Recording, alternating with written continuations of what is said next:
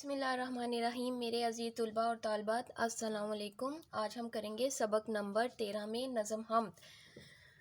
हम्द के हवाले से दर्जा झैल सवालात के जवाब लिखें। हिस्सा अलिफ, कौन सा बंदा हमसरा है? एक नाफरमान बंदा हमसरा है। बे, किसका हक सबसे मुकद्दम है? अल्लाह ताला का हक सबसे मुकद्दम है। महरम और नामहरम में क्या फ़र्क है? महरम इसे कहते हैं जो किसी चीज़ से वाकिफ हो, और नामहरम का मतलब है ना जानने वाला। दाल, अल्लाह का गधा किस में मगन रहता है?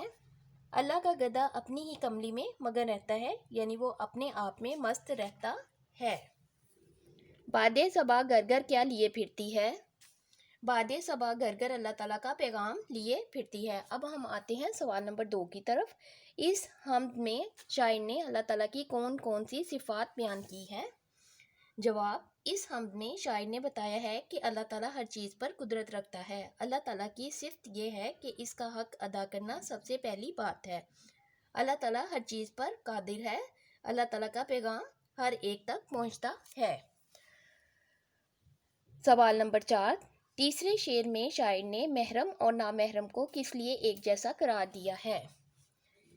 शायर कहता है कि जिसने अल्लाह ताला के राज को पा लिया वो अपने आप में मगन हो जाता है, इसे फिर किसी चीज़ की परवाह नहीं रह जाती, और जो अल्लाह ताला को नहीं पहचानता वो दुनिया का होकर रह जाता है। इसकी नज़र अल्लाह ताला की हकीकतों पर नहीं पड़ती है।